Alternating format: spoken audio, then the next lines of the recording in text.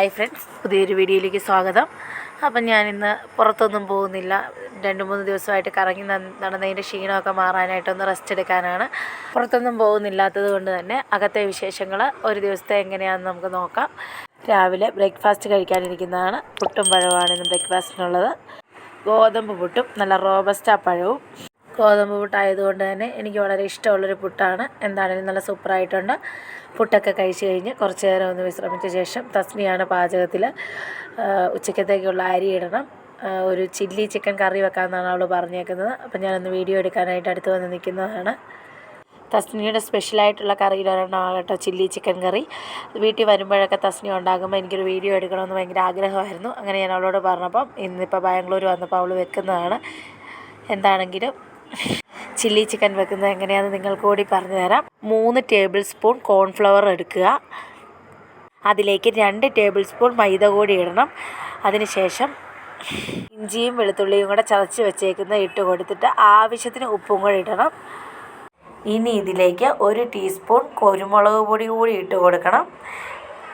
അതിനുശേഷം 1 spoon soya sauce ഒഴിച്ച് കൊടുക്കുന്നുണ്ട്. ഇനി നന്നായിട്ടൊന്ന് മിക്സ് ചെയ്ത ശേഷം ദാണ്ട് ഇവിടെ ഒരു 1/2 കിലോ ചിക്കൻ വരും.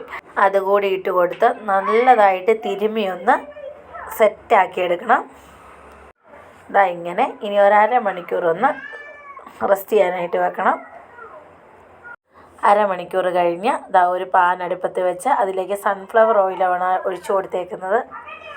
ഓയിലൊന്ന് നല്ലതുപോലെ ചൂടായി വന്ന ശേഷം മാഗ്നേറ്റ് ചെയ്ത് വെച്ചിരിക്കുന്ന ചിക്കൻ ഓരോന്നായിട്ട് പെറുക്കിയിട്ട് കൊടുത്തിട്ടുണ്ട്. വേണ്ട ചിക്കൻ 2 സൈഡും ഒന്ന് നന്നായിട്ട് മൂപ്പിച്ചെടുക്കണം. വേണ്ട ഇവിടെ ചിക്കൻ നന്നായിട്ട് മൂത്ത് വന്നിട്ടുണ്ട്. തിരിച്ചും മറിച്ചും ഇട്ട് ഒരേപോലെ വേവിച്ചെടുക്കാനായിട്ട് നോക്കണം. ഇനി ഇത് വേവിക്കുകയല്ല, നമ്മൾ ഇങ്ങനെ തന്നെയാണ് ചില്ലി ചിക്കൻ ഉണ്ടാക്കിയെടുക്കുന്നത്. അതുകൊണ്ട് തന്നെ പാകത്തിനുള്ള വേവാക്കി എടുക്കണം. ഇനി ഇവിടെ ചില്ലി പേസ്റ്റ് ഉണ്ടാക്കിയെടുക്കണം. അതിനായിട്ട് ഒരു 3-4 വറ്റൽമുളക് വെള്ളത്തിലിട്ട് നേരത്തെ തന്നെ കുതിർക്കാനായിട്ട് വെച്ചിട്ടുണ്ടായിരുന്നു. അതൊരു മിക്സിയുടെ ജാറിലേക്ക് ഇട്ട് കൊടുത്ത് ഒന്ന് നന്നായിട്ട് പേസ്റ്റ് പോലെ ഒന്ന് അരച്ചെടുക്കണം. ദാണ്ട് ഇവിടെ ഈ പരുവത്തിൽ ചില്ലി പേസ്റ്റ് റെഡിയാക്കിയെടുക്കണം. ഇനി ചില്ലി പേസ്റ്റിൻ്റെ പച്ചമണം മാറാനായിട്ട് ഇതൊന്ന് ചൂടാക്കിയെടുക്കണം. ജസ്റ്റ് ഒന്ന് ചൂടാക്കിയാൽ മതി. ആ പച്ചമണം ഒന്ന് മാറുന്നിടം വരെ. ഒരുപാട് സമയമൊന്നും എടുക്കില്ല, പെട്ടെന്ന് തന്നെ ചൂടായി കിട്ടും. ഇതാ ഇവിടെ ചൂടായി വന്നിട്ടുണ്ട്. ഇതിലേക്കൊരു അല്പം വെള്ളം കൂടി ഒന്ന് ഒഴിച്ചു കൊടുത്ത് ചൂടാക്കിയെടുക്കണം. ഈ വറ്റൽമുളക് നേരത്തെ തന്നെ കുതിർക്കാനായിട്ട് ഇട്ട് വെച്ചിരുന്ന വെള്ളം മതി. ഇനി ചിക്കൻ വറുത്ത എണ്ണ വെച്ച് തന്നെ ഈ ചില്ലി ചിക്കൻ നമുക്ക് തയ്യാറാക്കി എടുക്കാവുന്നതേ ഉള്ളൂ. അതിനായിട്ട് ചീനിച്ചട്ടിയിലേക്ക് ആവശ്യത്തിന് എണ്ണ ഒഴിച്ചു കൊടുത്തിട്ടുണ്ട്. എണ്ണയൊന്ന് ചൂടായി വന്നപ്പോഴത്തേക്കും വെളുത്തുള്ളി ഇഞ്ചിയും കൂടെ ചെറുതായി കൊത്തിയരിഞ്ഞ് വെച്ചിട്ടുണ്ട്. അത് ഇട്ട് കൊടുക്കണം. ഇഞ്ചിയും വെളുത്തുള്ളിയും കൂടെ ചെറുതായി ഒന്ന് വഴന്ന് വന്ന ശേഷം അരിഞ്ഞ് വെച്ചിരിക്കുന്ന ഒരു സവോള, ക്യാപ്സിക്കത്തിൻ്റെ പകുതി, ഒരു 2 പച്ചമുളക് ഇതെല്ലാം കൂടി ഒന്നിട്ട് വഴറ്റിയെടുക്കണം.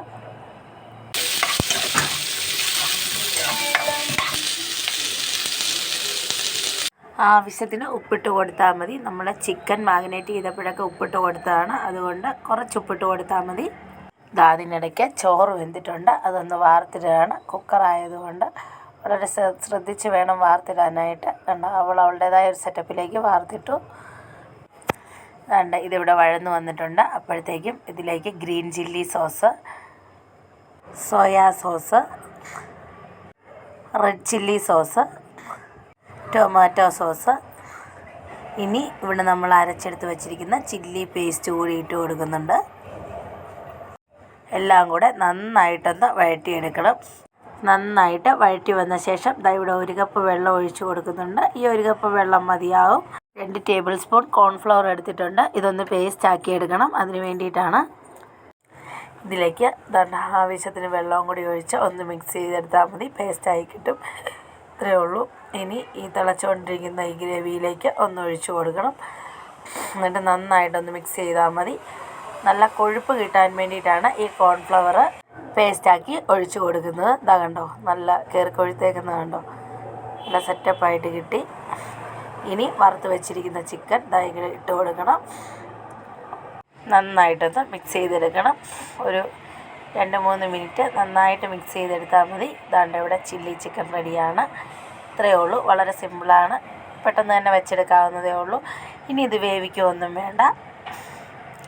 നമ്മൾ ചിക്കൻ വറക്കുമ്പോൾ തന്നെ അത്യാവശ്യം നന്നായിട്ട് വേവിച്ചാണ് വറുത്തെടുക്കുന്നത്. അതാണ്ടേ ഈ റെസിപ്പി നിങ്ങൾക്ക് ഇഷ്ടപ്പെട്ടെങ്കിൽ ഒന്ന് ഉണ്ടാക്കി നോക്കാൻ ശ്രമിക്കണം. നല്ല ടേസ്റ്റ് തന്നെയാണ്. ദാണ്ട് ഇവിടെ ചില്ലി ചിക്കൻ റെഡി ആയിട്ടുണ്ട്. വളരെ നല്ല ടേസ്റ്റാണ്. തസ്നി ഉണ്ടാക്കുന്ന ചില്ലി ചിക്കന് പ്രത്യേക ഒരു ടേസ്റ്റ് തന്നെയാണ്. അവൾ നാട്ടിൽ വരുമ്പോഴും ഇത് ഉണ്ടാക്കുന്നതാണ്, അതുകൊണ്ട് ഇത്ര കറക്റ്റായിട്ട് എനിക്കറിയാവുന്നത്. അതേ ഫത്താഹിനും ഇഷ്ടപ്പെട്ടു. അബിയോട് നല്ലതാണോ എന്ന് ചോദിച്ചപ്പോൾ നല്ല സൂപ്പറാണെന്നാണ് പറഞ്ഞത്. ഞാനൊന്ന് കഴിച്ച് നോക്കണം. കഴിച്ച് നോക്കാനില്ല, അത് കാണുമ്പോഴേ അറിയാൻ നല്ലതാണ്. ഞാൻ പറഞ്ഞല്ലോ അവളുണ്ടാക്കുന്ന ചില്ലി ചിക്കൻ എനിക്ക് ഒരുപാട് ഇഷ്ടമാണ്. അങ്ങോട്ടൊന്ന് കഴിച്ച് നോക്കിയേക്കാം. എന്താ ചോറ്, വെണ്ടയ്ക്ക മെഴുക്കുവരട്ടി, ചമ്മന്തിപ്പൊടി, ചില്ലി ചിക്കൻ. അതിൽ എൻ്റെ ചില്ലി ചിക്കനാണ് സൂപ്പർ. നല്ല ടേസ്റ്റ് തന്നെ. ഞാൻ പറഞ്ഞില്ലേ, ഞാനിത് നേരത്തെയും കഴിച്ചിട്ടുള്ളതുകൊണ്ട് എനിക്കറിയാം. Chilli chicken super. ചോറൂണൊക്കെ കഴിഞ്ഞ് എല്ലാവരും ഒന്ന് കിടന്നുറങ്ങി. ഞാൻ പറഞ്ഞില്ലേ നല്ല ക്ഷീണമായിരുന്നു. 3-4 ദിവസമായിട്ട് ഈ കറക്കം തന്നെയല്ലേ. അതുകൊണ്ട് എല്ലാ ക്ഷീണമൊക്കെ ഒന്ന് മാറ്റി നാളെ അടുത്ത ടൂറ് പോകാൻ വേണ്ടിയിട്ടാണ്. നല്ലതുപോലെ ഒന്ന് കിടന്ന് എല്ലാവരും ഉറങ്ങി. അബി ഒഴികെ എല്ലാവരും. അബി വർക്ക് ചെയ്യുമായിരുന്നു, ഇവിടെ തന്നെ ഇരുന്ന് വർക്ക് ചെയ്യുന്നതുകൊണ്ട് അവൻ ഉറങ്ങിയില്ല. ബാക്കി എല്ലാവരും നല്ലതുപോലെ ഉറക്കമൊക്കെ കഴിഞ്ഞ് എഴുന്നിട്ട് കോഫിയും സ്വീറ്റ് പപ്സും ആണ്. നല്ലതായിരുന്നു കേട്ടോ. ഇവിടുത്തെ സ്റ്റൈലിലാണ്, ബാംഗ്ലൂർ സ്റ്റൈലിൽ. ചായ കുടിയെല്ലാം കഴിഞ്ഞ് ഐറുമോളും ഫത്താഹും കളിക്കുവാണ്. അവർ രണ്ടുപേരും കൂട്ടുകൂടി ഇങ്ങനെ കളിച്ചുകൊണ്ട് നടന്നോളും. ഇടയ്ക്ക് അടി ഉണ്ടാക്കും, ബഹളം ഉണ്ടാക്കും, കാറിച്ച് കേൾക്കാം. എങ്കിലും 2 സെക്കൻഡ് കഴിയുമ്പോൾ അവരൊന്നായിട്ട് എവിടെയെങ്കിലും ഇരുന്ന് കളിയും ബഹളങ്ങളൊക്കെ ആയിട്ട് ഇങ്ങനെ നടന്നോളും. ഇതെല്ലാം കഴിഞ്ഞ് വന്ന് അബി എപ്പോഴോ പോയി ബീഫ് വാങ്ങിച്ചുകൊണ്ട് വന്നു. എനിക്ക് വീഡിയോ എടുക്കാൻ പറ്റില്ല, ഞാൻ കുളിക്കാനും അലക്കാനും ഒക്കെ ആയിട്ട് പോയേക്കുമായിരുന്നു. അപ്പോൾ ആ സമയം കൊണ്ട് തസ്നി ബീഫ് കറി വെച്ചെടുത്തു. അതുകൊണ്ട് എല്ലാവരും കൂടെ അത്താഴം കഴിക്കാനായിട്ടിരിക്കുന്നതാണ്. ഇനി നാളെ പുറത്ത് പോകണം. ബാംഗ്ലൂരിലെ കാഴ്ചകൾ നമുക്ക് ഒരുമിച്ച് കാണാം, ഒരുമിച്ച് ആസ്വദിക്കാം. Bye bye.